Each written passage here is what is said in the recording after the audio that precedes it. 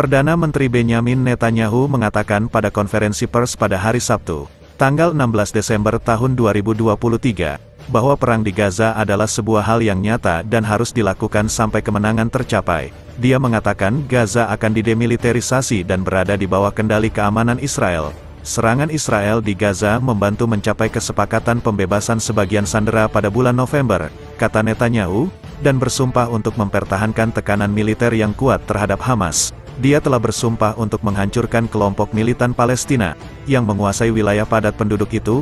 Instruksi yang saya berikan kepada tim perunding didasarkan pada tekanan ini, yang tampaknya kita tidak akan mendapatkan apa-apa, katanya. Hamas menewaskan 1.200 orang dan menyandera 240 orang dalam serangan mendadak ke Israel pada tanggal 7 Oktober tahun 2023. Serangan balasan Israel telah menewaskan hampir 19.000 orang, menurut otoritas kesehatan Gaza, dan menyebabkan ribuan orang terkubur di reruntuhan.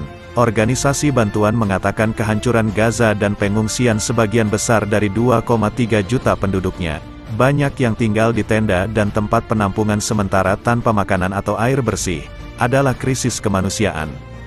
Israel mengonfirmasi bahwa negosiasi baru sedang dilakukan untuk membebaskan sandera yang ditahan oleh Hamas, setelah sebuah sumber mengatakan kepala intelijen Israel bertemu dengan Perdana Menteri Qatar, negara yang menjadi penengah konflik Israel-Palestina. Kepala agen mata-mata Mossad Israel, David Barnea, bertemu dengan Perdana Menteri Qatar Mohammed bin Abdul Rahman Al Thani pada Jumat malam.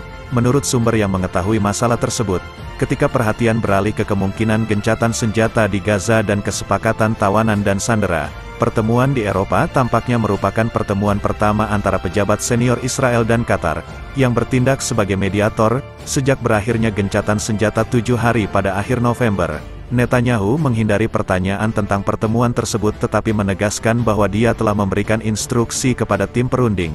Kami mempunyai kritik serius terhadap Qatar, katanya, menyinggung hubungan negara Teluk yang kaya gas itu dengan Hamas dan musuh bebuyutan Israel, Iran.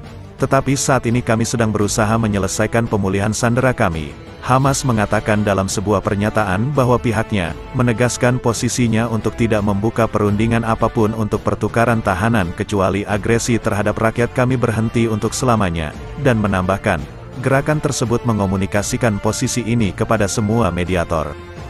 Pembunuhan 3 sandera yang tidak disengaja oleh pasukan Israel telah meningkatkan tekanan pada Netanyahu untuk menemukan cara untuk menjamin pembebasan mereka yang ditahan. Saat Netanyahu berbicara, beberapa ratus orang melakukan protes di Tel Aviv. Beberapa di antaranya memegang plakat, termasuk yang bertuliskan, "Keluarkan mereka dari neraka." Seorang pembicara berteriak, bahwa mereka pulang sekarang.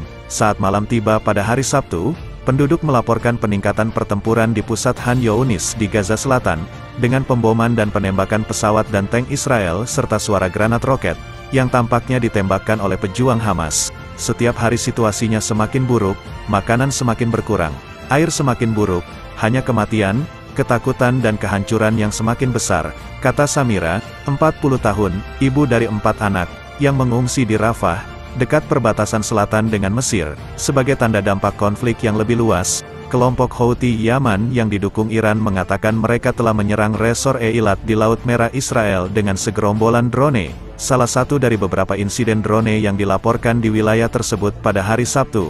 2 perusahaan angkutan besar mengatakan mereka akan menghindari terusan Suez ketika Houthi meningkatkan serangan terhadap kapal komersial di Laut Merah. Komando Pusat AS mengatakan kapal perusak Karni telah menembak jatuh 14 drone Houthi di Laut Merah. Inggris mengatakan salah satu kapal perangnya telah menembak jatuh pesawat tak berawak yang diduga menyerang kapal dagang.